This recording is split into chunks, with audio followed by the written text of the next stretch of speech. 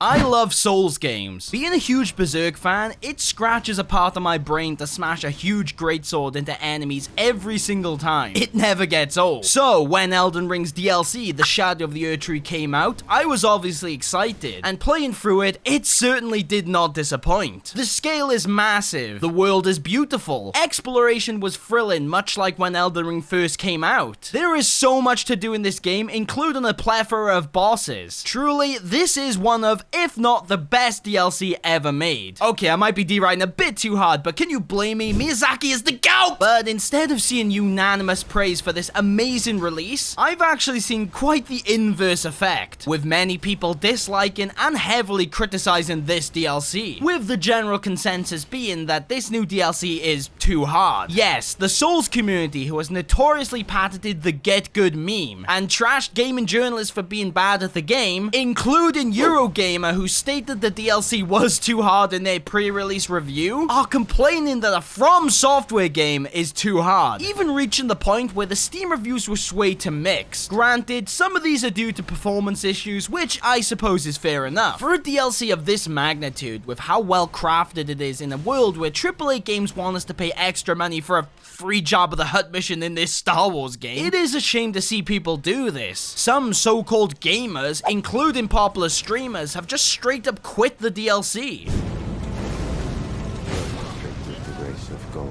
Yeah, I'm done. I'm done. I don't want to do this anymore. Asmongold may have the true gamer's room, but for this cowardly act, I'm removing his gamer privileges. It's not as if I don't fully understand where these people are coming from. Don't get me wrong, is the DLC hard? Yes, extremely so. I'm not going to lie to you guys and say these boss fights are easy. I've struggled a lot in this DLC. I'm literally still missing my F5 key on my keyboard as I'm writing this, and my Xbox controller is now missing its LB button. That's no joke. Here's the proof. I might have a problem. And as you can clearly see in the video, I am still fighting the final boss, Radahn. So it may sound very hypocritical for me to state that the DLC isn't too hard, while I have still yet to officially beat the game. Although it's worth pointing out, I first explored every inch of the map because, hey, I want my money's worth. And exploration is also the best part of Elden Ring. It may still be slightly hypocritical, but here's the pill some of you guys need to take. There is no boss that's too hard to beat. In this recent hysteria, I think a lot of people have forgotten what actually makes Souls games amazing in the first place, and the core design principles Miyazaki has honed over a decade of creating games in the genre. Sure, Souls games have amazing lore, beautiful music, and the fights are well designed, mostly. It may sound obvious, but the difficulty is the core of Souls games as a whole, or to put it better, overcoming difficulty. In the base game of Elden Ring, when I reached Malenia, she was the bane of my existence for a few days or even perhaps a week. I can't remember. Those were dark times. Her attacks were some of the most stupid things I've ever seen in Souls games when I first fought her. Not to mention her ridiculous lifesteal effect. I had no idea how to dodge Waterfall Dance for about my first 20 to 30 tries, let alone any of her random moves that she seemingly pulled out of nowhere, leaving me practically no room to fight back with my slow, heavy greatsword. After a few days of grinding this boss out, destroying my keyboard in the process, and rage quitting many times, I started thinking that I may never actually beat this boss. It seemed impossible. The absolute pinnacle of Souls difficulty before the DLC had stumped me, and there was no hope. But there's a thing in these games, a special moment that many of you will know what I'm talking about. You could simply call it a flow state, or compare it to unlocking your third eye. But suddenly, after 50, 100, 200 attempts, however many it takes for you to realize the path to victory, you all of a sudden have a full understanding of their moveset. You know how to perfectly dodge every attack in their first phase, and begin to dodge the majority in their second phase. You effortlessly dodge attacks like you never even struggled in the first place. You are the Elden Lord. You are the Honored One. You are a true gamer. And after all this effort, once you finally defeat that boss,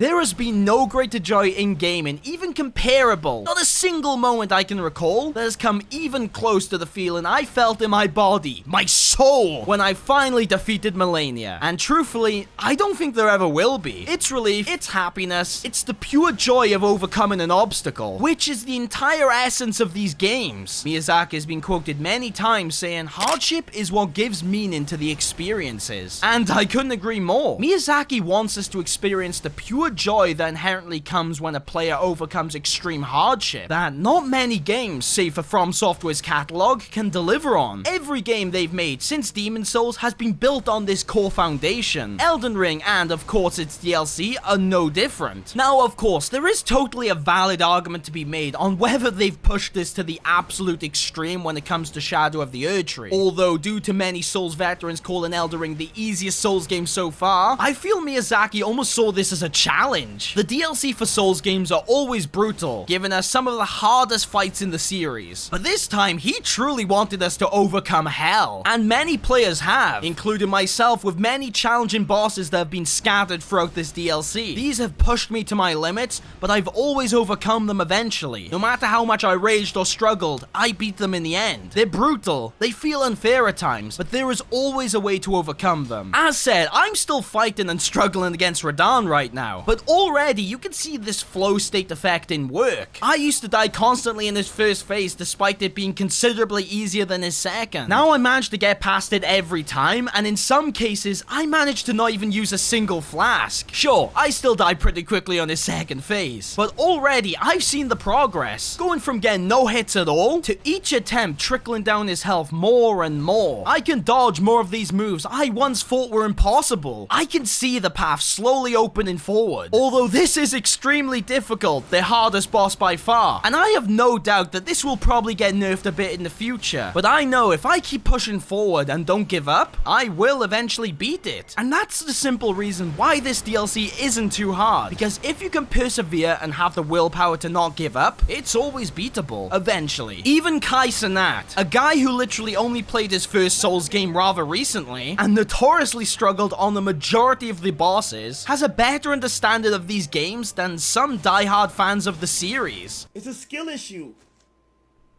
I'm assing your ass, cause you really say it's too hard.